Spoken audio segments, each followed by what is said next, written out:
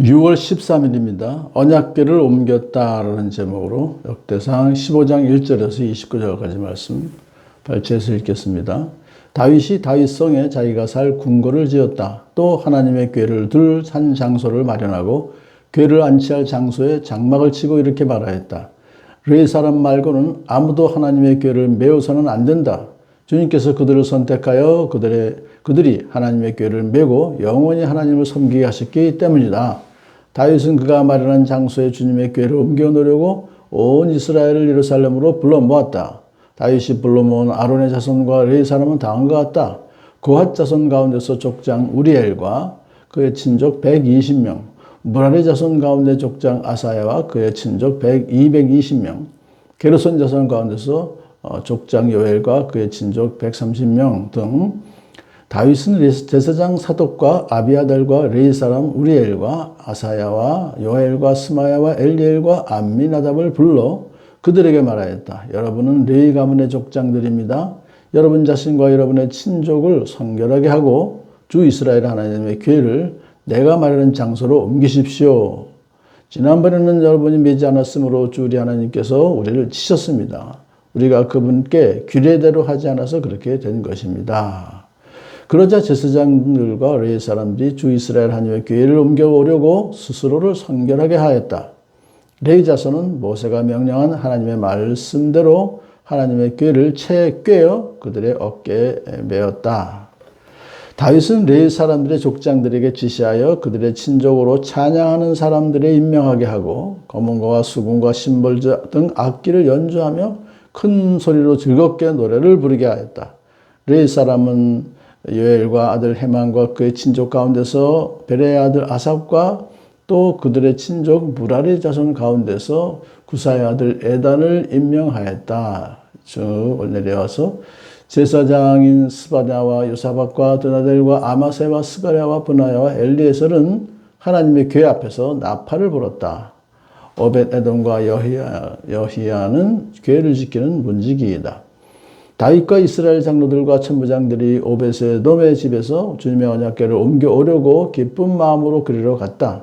하나님께서 주님의 언약궤를 운반하는 르의 사람들을 도우셨으므로 그들이 숫송아지 7마리와 수장 7마리를 제물로 잡아서 바쳤다.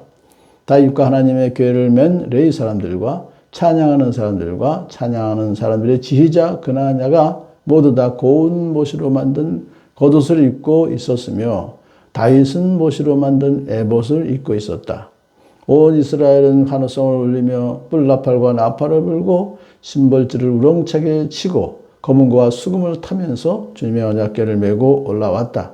주님의 언약궤가 다윗성으로 들어올 때에 사울의 딸 미갈이 창밖을 내다보다가 다윗 왕이 춤추며 기뻐하는 것을 보고 마음속으로 그를 업신여겼다. 아멘. 1차 시도 때는 하나님의 법대로 하지 않고 소를 준비해서 언약궤를 옮기다가 결국 우사가 죽고 말았죠. 그러자 다윗은 너무 두려워서 다윗성으로 옮기지 않고 오베데돔의 집으로 그걸 옮겼어요. 3개월 동안이나 오베데돔이 너무 복을 받았죠. 자, 이번엔 만번의 준비를 하고 궤를 놓을 장소까지 마련한 후에 이제 시도합니다. 두 번째로. 참 언약궤를 이렇게 모셔온다는 것을 왜 끝까지 이렇게 다윗이 가장 중요한 일로 생각했느냐. 그것은 뭐냐면 이 일은 하나님의 법이, 그 율법이 들어있는 십계명이죠. 그것이 있는 그 법궤는 하나님의 임재를 상징하잖아요. 그래서 이 언약궤를 모셔온다라고 하는 것은 그 다윗성은 이제 왕의 그 성이니까 가장 중요하죠. 거기에 모셔온다는 것은 하나님의 통치 안으로 온 나라가 들어가게 되고 하나님의 임재 안에 온 백성들이 머무르는 일이기 때문에 그렇게 중요하게 생각한 것이죠.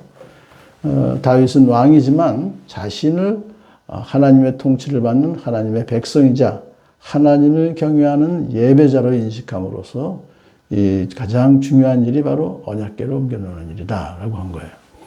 자, 그래서 이제 자기가 1차 때 실수한 것을 좀 자인하고, 그리고 이제는 그 르의 자손들에게, 특히 고핫 자손들이죠. 여기서는 고아자손이 맨 앞에 나와요. 그래도 족장 우리엘이 거기에 대장이죠, 지금은. 자, 이번에는 이제 그 두 번째로 찬양대를 만듭니다. 그래서 뭐 레위 자손들 중에서 찬양대원을 임명하고, 그리고 각 악기를 또 잘 또 분별했어요. 악기까지 다 담당자를 맡기고, 총 지휘는 그나냐라는 사람이 지휘를 맡았어요. 왜냐하면 그가 음악의 조예가 깊었고 찬양하는 것을 지도하였기 때문에. 자, 이렇게 해서 아주 찬양대를 제대로 한 이유가 뭘까요? 하나님께서 하신 일이기 때문에 하나님을 찬양하는 그 일이야말로 이건 대단한 중요한 일이죠. 그래서 이제 제사장들까지도 하나님께 앞에서 나팔을 불어서 모든 백성들이 기뻐하고 감사하는 그런 좀 축제의 날을 맞이한 것이죠. 드디어 이제 이스라엘과 장로들과 천부장들이 오벳에돔의 집에서 주님의 언약궤를 옮겨오려고 기쁜 마음으로 그리로 갔습니다. 드디어 움직입니다. 그런데 6발자국을 뛴 다음에 언약 운반하는 레위 사람들이 그런데 죽지 않고 살았어요. 그래서 그들은 너무 감사해서 지난번에 옷사가 죽었던 걸 생생히 기억하고 있던 그들은 야, 하나님께서 우리를 도와주셨구나 라고 하면서 하나님께 제사를 드려요. 감사하는 마음으로 제사를 드렸어요. 그래서 이제 계속 쭉 이어나가는데 모든 그 찬양대원들까지도 고운 못으로 만든 겉옷을 입고 세마포 옷을 입죠. 그것은 거룩한 일을 수행하고 있습니다라는 걸 보여주는 거예요. 다윗도 왕복을 벗어 제끼고 다윗도 못으로 만든 에봇을 입고 있어요. 간편합니다. 에봇이라는 것은 상의만 입고 있는 것이기 때문에. 자, 그래서 이제 에봇은 그런 다윗 왕 제사장으로서가 아니라 그것은 이제 제사장 나라의 왕으로서 이제 그것을 입고 간편하게 그러고서 이제 그 춤추며 뛰놀았죠. 다윗 왕이 춤추며 기뻐하면서 뛰놀았다. 근데 이제 그것을 사무엘 하에서는 아예 몸까지도 드러냈다. 이렇게 이제 본 거예요. 미갈이. 자, 그래서 언약궤가 드디어 성으로 들어왔는데 이것을 보고 있던 사울의 딸 미갈이 아이고 마음속으로 참 우리 왕이 채통을 잃어버렸구나. 임금의 채통이 어떻게 되었겠습니까? 라고 나중에 미갈이 다윗에게 말하잖아요. 그러니까 마음속으로 그를 업신여겼어요.